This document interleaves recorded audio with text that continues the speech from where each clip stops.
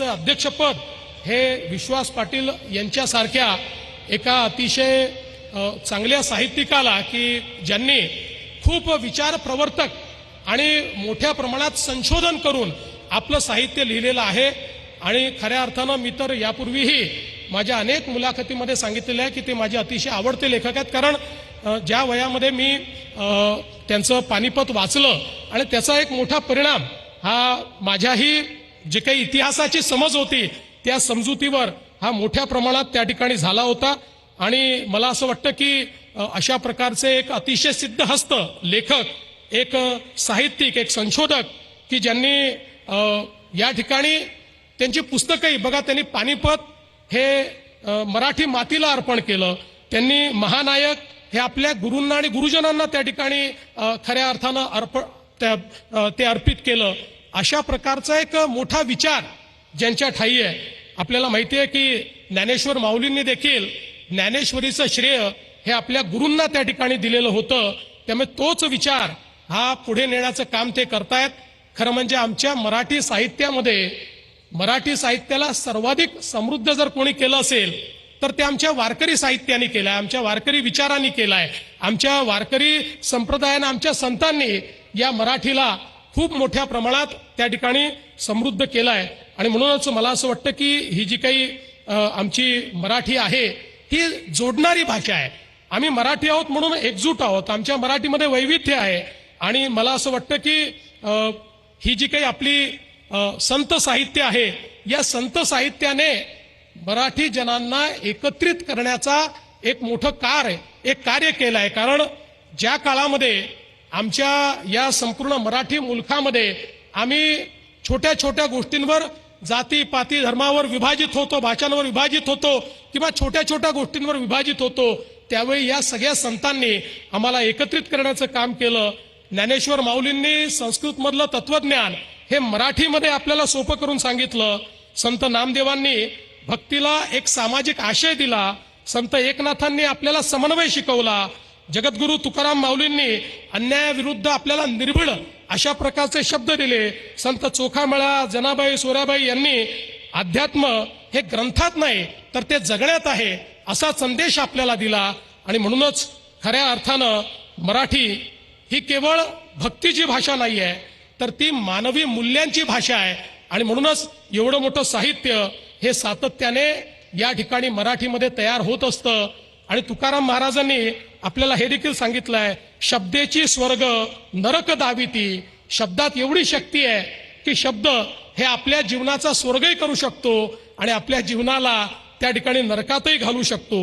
आणि खऱ्या अर्थानं मराठीचा अभिमान तर आपल्याला कोणी शिकवला असेल तर आताच ताराबाईंनी सांगितलं, तो आपल्याला छत्रपती शिवरायांनी शिकवला आहे की ज्या काळामध्ये स्वराज्याची निर्मिती झाली त्यावेळी स्वराज्य, स्वधर्म, स्वभाषा या सगळ्या गोष्टीचा जाज्वल्य अभिमान हा छत्रपती शिवरायांनी आपल्याला शिकवला। आणि हा अभिमान शिकवत असताना त्यावेळी जे आक्रमण मराठीवर झालं होतं ते आक्रमण दूर करण्याकरता खऱ्या अर्थानं एक अत्यंत महत्वाचा राजव्यवहार कोश हा छत्रपती शिवाजी महाराजांनी तयार केला। ज्या व्यवहार कोशाने फारसी किंवा अरबी असे जे शब्द आमच्या मराठीमध्ये शिरले होते ते शब्द बाजूला करून एक प्रमाण अशा प्रकारच्या मराठीचा राजव्यवहार कोश हा छत्रपती शिवरायांनी आपल्याला दिला। त्यामुळे हा जो काही मराठीचा अभिमान छत्रपती शिवरायांनी आपल्याला दिलेला आहे तो आपण कधी विसरू शकत नाही। आणि त्यानंतर अनेक मराठीच्या सारस्वतांनी या मराठीला फुलवण्याचं काम केलं। आणि म्हणूनच मला असं वाटतं की आज हा अभिमान जोपर्यंत चंद्र आणि सूर्य आहे तोपर्यंत आपला अभिमान अशाच प्रकारे कायम राहील आणि मराठीची सेवा आपण करत राहू। आणि मी निश्चितपणे सांगू इच्छितो की या सगळ्या कामामध्ये साहित्यिकांचे कार्यच आहे की समाजाला दिशा देणं। साहित्याची निर्मिती ही मनोरंजनाकरता नाही आहे, साहित्याची निर्मिती समाजाच्या जाणीवा या विस्तारित झाल्या पाहिजे याकरता साहित्याची निर्मिती होत असते। आणि म्हणून कधी टीका झाली, कधी गौरव झाला, कधी कोणी काही त्या संदर्भात बोललं तरी त्याचं कुठलंही वाईट वाटून घेणाऱ्यांपैकी आम्ही नाही। तर आम्हाला असं वाटतं की मी स्वतःबद्दल तरी सांगू शकतो की मला असं वाटतं की या ठिकाणी जर एखादी टीका झाली आणि ती टीका जर योग्य असेल तर त्यातनं आपल्याला सुधारण्याचा एक मार्ग दिसतो आणि त्या मार्गाने पुढे जाण्याचा प्रयत्न हा आपण नेहमीच केला पाहिजे. आपल्याला सगळं समजतं अशा मूर्खांच्या नंदनवनात वावरणारा मी नाही आणि असं कोणी वावरू नये असं समजणाऱ्यांपैकी मी आहे.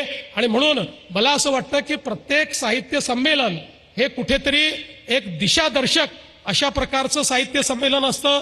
त्यातलं अध्यक्षीय भाषण जे आहे त्या भाषणातनं एक पुढच्या वर्षीची एक चांगली दिशा ही आपल्याला त्या ठिकाणी मिळत असते आणि मला विश्वास आहे की अशाच प्रकारचं मार्गदर्शन या साहित्य संमेलनाच्या माध्यमातून देखील होत राहील.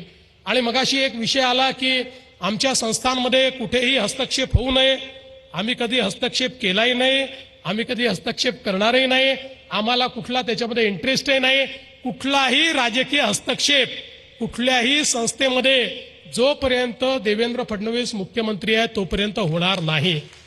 आम्हाला राजकीय हस्तक्षेप साहित्यात करायचा नाही आणि साहित्यिकांनी राजकारणात जरूर यावं पण साहित्याच्या क्षेत्रात राजकारण आणू नये एवढीच अपेक्षा ही साहित्य क्षेत्राकडनं मी या ठिकाणी करतो. आणि हे अतिशय सुंदर संमेलन या ठिकाणी बाबाराजे आपल्या नेतृत्वात मावळा फाउंडेशन असेल आणि आपले साहित्य मंडळ असेल आणि ज्या वेगवेगळ्या संस्था आहेत या संस्थांनी मिळून या ठिकाणी आयोजित केलं त्याबद्दल आपले अतिशय मनापासून आभार मानतो. या साहित्य संमेलनामध्ये आपण मला निमंत्रण दिलं त्याबद्दल देखील आपले आभार मानतो.